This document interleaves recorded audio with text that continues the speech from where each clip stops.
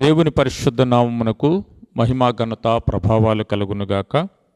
చూడండి, పరిశుద్ధ బైబిల్ గ్రంథము నుంచి ఆదికాండము 26వ అధ్యాయము 5వ వాక్యం నేను చదువుతాను. చూడండి. ఏలయనగా అబ్రహాము నా మాట విని నేను విధించిన దానిని, నా ఆజ్ఞలను, నా కట్టడలను, నా నియమములను గైకొనెను అని చెప్పాను. ప్రియులరా, దేవుడు ఇస్సాకుతో మాట్లాడుతూ, ఇదిగో నీ తండ్రి మరణించాడు, నీవు నేను చూపించే ప్రాంతానికి నీ తండ్రి అయిన అబ్రహామునికి ఇచ్చినటువంటి వాగ్దానం చొప్పున ఆ వాగ్దానాలన్నీ నెరవేర్చబడాలంటే నేను చూపించే ప్రాంతానికి నువ్వు వెళ్ళాల్సి ఉంటుంది. నేను నీకు తోడై ఉంటాను. అబ్రహాముకి ఇవ్వబడినటువంటి, నీ తండ్రి అయినటువంటి అబ్రహాముకి ఇవ్వబడినటువంటి వాగ్దానాలన్నీ నెరవేరాలంటే, నేను నీకు తోడై ఉండాలంటే, నేను చెప్పిన మార్గంలో నువ్వు నడవాలి అని ఇస్సాకుతో మాట్లాడుతూ ఉన్నాడు. ఇస్సాకుతో ఏం మాట్లాడుతున్నాడు అంటే, నీ తండ్రి అబ్రహాము నేను విధించినటువంటి విధులను, నేను నియమించినటువంటి కట్టడలను, నా నియమాలను అవన్నీ కూడా గైకొన్నాడు. అలాగే నీవు కూడా గైకొంటే, అలాగే నీవు కూడా ఆ మార్గములో తిన్నగా నడుస్తూ నేను నడిపించిన త్రోవలో నేను నడిస్తే నీ తండ్రికి ఇవ్వబడినటువంటి వాగ్దానాలన్నీ నీలో నెరవేరుతాయి. నీకు తండ్రికి ఏ వాగ్దానాలు ఇచ్చానంటే, ఆకాశ నక్షత్రాల్లాగా ఆయన సంతానాన్ని చేస్తానని వాగ్దానం చేశాను. సముద్ర ఇసుక రేణువుల వలె ఆయన సంతానాన్ని విస్తరింపజేస్తానని వాగ్దానం చేశాను. కాబట్టి నీవు ఆయన కుమారుడు గనుక నీలో ఆ వాగ్దానాలు నెరవేర్చబడాలంటే, నీ తండ్రి ఏ విధంగా అయితే నియమాలు గైకొన్నాడో, నేను చెప్పినట్లుగా ఆజ్ఞల చొప్పున జీవించాడో, అలాగే నువ్వు కూడా జీవించాలి అని ఇస్సాకుతో దేవుడు మాట్లాడుతూ ఉన్నాడు. అయితే నేను ఒక ప్రశ్న వేస్తున్నాను. ఆ రోజుల్లో అక్షరం లేదు. అక్షరం లేకుండానే ఆజ్ఞలు అబ్రహాం ఎలా చదివాడు అంటే, అక్షరం లేదు ఆ దినాల్లో. కేవలము దేవుడే స్వయంగా దర్శనము ద్వారా కానీ, కళ ద్వారా కానీ, స్వరము ద్వారా కానీ మాట్లాడి అబ్రహాముని నడిపించాడు. ఆయన ప్రార్థన చేసినప్పుడు, బలిపీఠం కట్టినప్పుడు, ఆ బలిపీఠం దగ్గర దేవుడు తనకు ప్రత్యక్షమవుతూ అనేక పర్యాయాలు తనతో మాట్లాడుతూ, ఇదిగో ఈ మార్గంలో వెళ్ళు, ఇలాగ జీవించు, అక్కడ బలిపీఠం కట్టు అని అబ్రహాముని ప్రోత్సహిస్తూ ముందుకు సాగించినట్టుగా మనం లేఖనంలో చూస్తున్నాం. అంటే ఇప్పుడున్నట్టుగా అబ్రహాముకి ఆ దినాల్లో గ్రంథం లేదు. గ్రంథం చదువుకొని, ఆజ్ఞలు చదువుకొని, నియమాలు చదువుకొని, కట్టడలు చదువుకొని, ఆ కట్టడ ప్రకారంగా జీవిస్తే దేవుడు నన్ను ఆశీర్వదిస్తాడు అనేటువంటి సిస్టమ్ ఆ రోజుల్లో లేదు. ఎందుకంటే లేఖన పరంగా గ్రంథము అక్షరం అయి ఆయన చేతిలో గ్రంథం లేదు.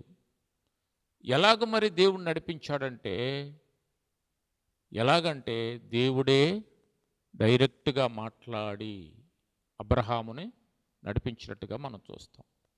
దేవునికి స్తోత్రం. అయితే నేటి దినాల్లో మనకు అక్షరం ఉంది, గ్రంథం ఉంది, పైగా దైవాత్మ కూడా పెంతెకోస్తు దినమున సంఘం మీదకి దిగొచ్చారు.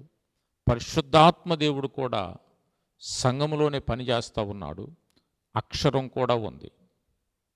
ఆదికాండం నుంచి ప్రకటన గ్రంథం వరకు మనకి పరిశుద్ధ గ్రంథం లిఖితమై మన చేతుల్లో ఉంది. అయితే మనము అక్షరాన్ని కూడా పాటించలేని పరిస్థితిలో ఉన్నాం. ఆత్మను కూడా అనుసరించలేని పరిస్థితిలో ఉన్నాం. అంటే ఆత్మ సంబంధంగా దేవుడు చెప్పినట్టుగా ఆజ్ఞానుసారంగా మనము నడవలేకపోతున్నాం. చదువుతున్నాం, ప్రార్థన చేస్తున్నాం, కానీ పట్టుదలతో ఆ ఆజ్ఞ నెరవేర్చాలి, ఆ నియమంలో కొనసాగాలి, అబ్రహాం ఆశీర్వాదం పొందాలి, ఇస్సాకు ఆశీర్వాదం పొందాలి, దేవుని ప్రజలైనటువంటి ఇజ్రాయేలు జనాంగం యూదా గోత్రములో ఉన్నటువంటి ప్రజల యొక్క ఆశీర్వాదం పొందాలి అనేటువంటి ఆలోచన నేటి నేటి క్రైస్తవ జనాంగంలో చాలా తక్కువైపోయిందని చెప్పుకోవాలి. అయితే ఆనాడు అబ్రహాముకి అక్షరము లేదు. అంటే ఈ గ్రంథస్థం చేయబడ్డటువంటి అక్షరాలు లేకుండానే తాను యాత్ర ప్రారంభించి దేవుడు చెప్పిన నియమాలు, క్రమాలు, పద్ధతులు పాటించి దేవుడు చెప్పిన విధానంలో నడిచాడు. అబ్రహాము నా స్నేహితుడు అని దేవుని చేత అనిపించుకున్నాడు. దేవునికి స్తోత్రం. అంటే ఈ వాక్యాన్ని బట్టి మనం నేర్చుకోవాల్సింది ఏంటంటే, అక్షరము కలిగిన మనం, ఆత్మ కలిగిన మనం చాలా ఇంకా ఎఫెక్టివ్గా దేవుణ్ణి అనుసరించాలి. ఇంకా దేవునికి చేరువవ్వాలి, ప్రాణ స్నేహితులం అవ్వాలి. అబ్రహాము స్నేహితుడయ్యాడు. మనకు అక్షరం ఉంది, దైవాత్మ కూడా మన మీద ఉంది. పెంతుకోస్తు దినాన దైవాత్మ, పరిశుద్ధాత్మ అగ్ని రూపంలో అపోస్తల మీదకి వచ్చినట్టుగా సంఘాల్లో ఇప్పుడు నివాసం చేస్తూ ఉన్నాడు. అనేకుల్లో మండుతూ ఉన్నాడు, అనేకుల్లో జీవించడానికి ఇష్టపడతా ఉన్నాడు. అయినా దేవుని ఆజ్ఞలను పాటించడానికి, నియమంగా జీవించడానికి, ఒక క్రమబద్ధంగా నిబద్ధతగా జీవించడానికి దేవుని నమ్ముకున్న ప్రజలు అంకితం చేసుకోలేకపోతున్నారు. అలాగా అబ్రహాము అక్షరము లేకపోయినా ఆయన దేవుడు చెప్పినట్టుగా పాటించాడు. అందుకని ఇస్సాకుతో కూడా అదే మాటలు మాట్లాడుతాడు. అలాగ జీవించాడు నీ తండ్రి అబ్రహాము, కాబట్టి నీవు కూడా జీవిస్తే నిన్ను కూడా హెచ్చిస్తాను. నీ తండ్రి వాగ్దానాలు ఏ అయితే ఉన్నాయో అవన్నీ కూడా నీలో నెరవేరాలంటే నీవు నేను చెప్పినట్టుగా నడువు అన్నాడు. దేవునికి స్తోత్రం.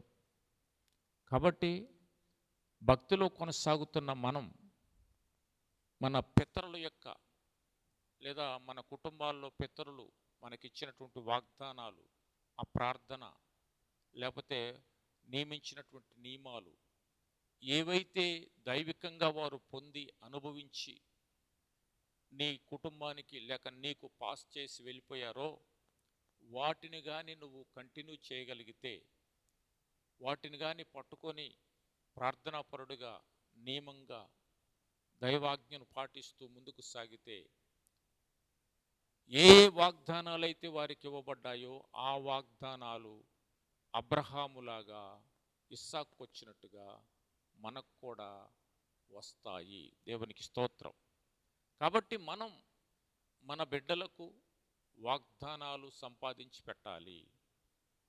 ఎలాగ సంపాదించి పెడతాం అంటే, అబ్రహాము తన లైఫ్నే సాక్ష్యంగా ఇస్సాకు ముందు పెట్టాడు. దేవుడే అంటున్నాడు ఆ మాట. అబ్రహాం చెప్పుకున్నది మాట కాదు అది. దేవుడే డైరెక్ట్గా అంటున్నాడు. నా ఆజ్ఞలో అబ్రహాం పాటించాడు, నియమంగా బ్రతికాడు, విధులు పాటించాడు, అవి గైకొన్నాడు, ఆయన సక్సెస్ అయ్యాడు, నాతో నడిచాడు, నాకు స్నేహితుడిగా అయ్యాడు. కాబట్టి నీవు కూడా అలాగ చేస్తే అభివృద్ధి అవుతావు, ఆశీర్వదించబడతావు, ఆ వాగ్దానాలు నీలో నెరవేరుతాయి అని చెప్తా ఉన్నాడు. దేవునికి స్తోత్రం. ఇక పరిశుద్ధ బైబిల్ గ్రంథంలో మోషే శిష్యుడైనటువంటి మోషే తర్వాత ఇజ్రాయేలు జనాంగాన్ని నడిపించడానికి నాయకత్వ బాధ్యతలు తీసుకున్నటువంటి యెహోషువ కూడా ఇలాంటి వాగ్దానాలే పొందాడు. చూడండి, మొదటి వచనం, యెహోషువ గ్రంథం మొదటి అధ్యాయం మొదటి వచనం. యెహోవా సేవకుడైన మోషే మృతి నొందిన తరువాత యెహోవా నూను కుమారుడును మోషే పరిచారకుడునైన యెహోషువకు ఈలాగు సెలవిచ్చెను. నా సేవకుడైన మోషే మృతి నొందెను, కాబట్టి నీవు లేచి నీవును ఈ జనులందరూ ఈ యోర్దాను నది దాటి నేను ఇశ్రాయేలీయులకు ఇచ్చుచున్న దేశమునకు వెళ్ళుడి. అంటే మోషేకు తోడై ఉన్నట్టుగా నీకు తోడై ఉంటాను. మోషే, నా సేవకుడైన మోషే చనిపోయాడు. ఇప్పుడు ఆ బాధ్యత, ఆ భారమంతా నీ మీద పెడుతున్నాను. నీవు ఇశ్రాయేలు జనాంగాన్ని నది దాటించాలి, యోర్దాను నది దాటించి అవతలకు తీసుకెళ్ళాలి. ఆ పరమ కనాను లేదా కనాను, ఆ కనానులో మీరు ప్రవేశించాలంటే నీవు నాయకత్వ బాధ్యతలు తీసుకోవాలి అని చెప్పాడు. యెహోషువతో మాట్లాడుతూ నువ్వు నిబ్బరంగా ఉండాలి, ధైర్యంగా ఉండాలి. ఈ ధర్మశాస్త్ర గ్రంథాన్ని నువ్వు చదవాలి.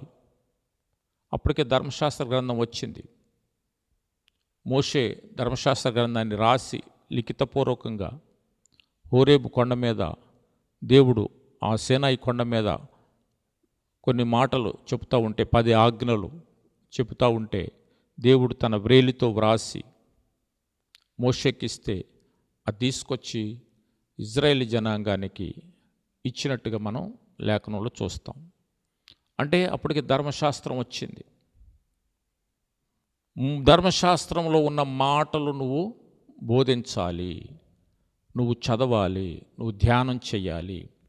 ఎప్పుడు దివారాత్రులు దానిని ధ్యానించితే నీవు వర్ధిల్లుతావు అని యెహోషువకు చెప్పాడు. యెహోషువ అలాగే నిబ్బరంగా, ధైర్యంగా తనకు ఇవ్వబడేటువంటి వాగ్దానాలను పట్టుకొని ప్రార్థనలు చేస్తూ ఇజ్రాయేల్ జనాంగాన్ని కనానులోనికి నడిపించినట్టుగా మనం లేఖనం చూస్తాం. ఇక్కడ అక్షరం వచ్చిన తర్వాత అక్షరాన్ని చదువుకొని వర్ధిల్లు అన్నాడు. గ్రంథాన్ని చదువుకొని వర్ధిల్లు, దివారాత్రులు ధ్యానం చెయ్యి. దాని ద్వారా దేవుడు నీతో మాట్లాడతాను, నేను నిన్ను నడిపిస్తాను, నీకు గొప్ప గొప్ప తలంపులను ఇస్తాను అని ఇక్కడ మాట్లాడుతున్నట్టుగా మనం చూస్తున్నాం. దేవునికి స్తోత్రం. ఆనాడేమో డైరెక్ట్గా అబ్రహాముతో మాట్లాడాడు, ఈనాడేమో గ్రంథము ద్వారా నువ్వు రెన్యూ అవ్వాలి, గ్రంథం ద్వారా నీవు ఎంపవర్ అవ్వాలి, ఉజ్జీవించబడాలి, గ్రంథం ద్వారా నువ్వు నడిపించబడాలి. నువ్వు వర్ధిల్లాలంటే, అభివృద్ధి చెందాలంటే, నీ మార్గాలు తిన్నగా ఉండాలంటే ఈ గ్రంథములో ఉన్న మాటలు నువ్వు ధ్యానం చేయాలి, రాత్రనక పగలనక ధ్యానం చేయాలి. అదేవిధంగా నీవు వాటిని పాటించాలి. ఎవరికి భయపడకుండా నువ్వు ముందుకు సాగాలి. నువ్వు బ్రతుకు దినములన్నీ ఎవడు నీ ఎదుట నిలవకుండా నేను చేస్తాను అని యెహోషువకు దేవుడు వాగ్దానం చేశాడు.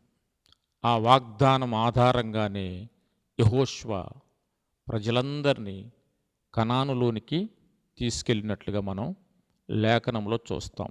దేవునికి స్తోత్రం. కనుక దేవుని వాక్యం ఉంది, దైవాత్మ ఉంది, నీ మీద ఉంది, సంఘములో ఉంది. ఆనాడు పెంతెకోస్తు దినాన్నే లోకానికి పరిశుద్ధాత్మదేవుడు దిగివచ్చాడు. ఇక ఆయన వెళ్ళిపోలేదు, సంఘంలోనే ఉన్నాడు. ఎవరైతే వాక్యాన్ని ధ్యానం చేస్తున్నారో, వర్ధిల్లాలని కోరుకుంటున్నారో, అభివృద్ధి పొందాలని కోరుకుంటున్నారో, దీవెనగా అనేకులకు ఉండాలని కోరుకుంటున్నారో, వారు ఈ గ్రంథాన్ని చదివితే, గ్రంథములో ఉన్న మాటలను పాటించగలిగితే, దీనిని చెప్పడానికి ఇష్టపడితే వారు వర్ధిల్లుతారు. వారి ద్వారా అనేకులు వర్ధిల్లడానికి అవకాశం ఉంది అని లేఖనం చాలా స్పష్టంగా చెబుతూ ఉంది. దేవునికి స్తోత్రం. కాబట్టి ఆనాడు అబ్రహాము అక్షరము లేకపోయినా ఏం చేశాడంటే లేఖన ప్రకారంగా అంటే దేవుడు చెప్పినట్టుగా రేమా వర్డ్తో ఆయన కొనసాగాడు. డైరెక్ట్గా తాజాగా దేవుడు మాట్లాడుతూ ఉంటాడు. ఎప్పటికప్పుడు అప్డేట్ ఇస్తూ ఉంటాడు. ఇగో ఈ రూట్లో వెళ్ళు, ఇక్కడ బలిపీఠం కట్టు, ఇలాగ బ్రతుకు, ఈ కరువు వచ్చిందా ఏం చేయాలి, ఇవన్నీ దేవుడు అబ్రహాముతో డైరెక్ట్గా మాట్లాడుతూ తాజా వర్డ్ ఇస్తూ ముందుకు సాగించాడు. కానీ నేటి దినాల్లో దైవ వాక్యము గ్రంథస్థమై ఉంది. గ్రంథస్థమై ఉన్నటువంటి వాక్యాన్ని మనము ధ్యానం చేస్తే తద్వారా మనం వర్ధిల్లుతాం, అనేకులను ప్రభు కొరకు సంపాదించగలుగుతాం, అదేవిధంగా అనేకులకు ఆశీర్వాదకరంగా మనం ఉంటామని లేఖనం చాలా స్పష్టంగా మనతో మాట్లాడుతుంది. దేవునికి స్తోత్రం. కాబట్టి ప్రతి దినము పరిశుద్ధ గ్రంథమును చదవడం, ధ్యానం చేయడం, అందులో ఉన్నటువంటి మాటలను మెమరైజ్ చేసుకోవడం, అదేవిధంగా ఆ మాటల ప్రకారంగా జీవించడానికి మనం ప్రయత్నం చెయ్యాలి. అలా చేస్తే మన మార్గాలు వర్ధిల్లుతాయి, మనం అభివృద్ధి అవుతాము, మనం ఆశీర్వాదం పొందుతాము, అనేకులకు ఆశీర్వాదకరణంగా దేవుడు మనల్ని మలుచుతాడు. దేవునికి స్తోత్రం. దేవుడు తన మాటలు దీవించుగాక. ప్రార్థన. పరిశుద్ధుల జీవము కలిగిన తండ్రి, నీకు వందనాలు. ఈ మాటలు మా హృదయాల్లో ముద్రించి ఈ మాటల ప్రకారంగా మేమందరం జీవించినట్లుగా సహాయం చేయమని, రాత్రనక పగలనక నీ గ్రంథము చదవడానికి, ధ్యానం చేయడానికి, మేము వర్ధిల్లడానికి, అనేకుల్ని ప్రభా ఆశీర్వాదములకు నడిపించడానికి మమ్మల్ని బలపరచండి. ఆనాడు ప్రభా అబ్రహాము గ్రంథము లేకున్నా కానీ అయా దినదినము నీ స్వరం వింటూ, నీ ఆజ్ఞలు పాటిస్తూ నాయన, అదేవిధంగా నాయన నీ నియమంలో ప్రభా కొనసాగాడు. నాయన అదే నా తండ్రి లెగస్సీని ఇస్సాకుతో చెబుతూ ఇలాగ కంటిన్యూ చేస్తే నువ్వు దీవించబడతావని నాయన ఇస్సాకుతో మాట్లాడావు ప్రభా. నీకు వందనాలు, స్తోత్రాలు చెల్లిస్తున్నాం. మేమైతే నా తండ్రి అక్షరం కలిగి ఉన్నాం, ఇప్పుడు ఆత్మ కూడా కలిగి ఉన్నాం ప్రభా. నా తండ్రి మేము వర్ధిల్లడానికి ఆయన మాకు సహాయం చేయండి ప్రభా. అయ్యా దేవరాత్రులు ధ్యానించే ధన్యత ప్రతి ఒక్కరికి దయచేయమని, దేవునికి పాత్రలుగా ఎంచమని యేసు నామములో ప్రార్థించి వేడుకుంటున్నాము తండ్రి. Amen, amen.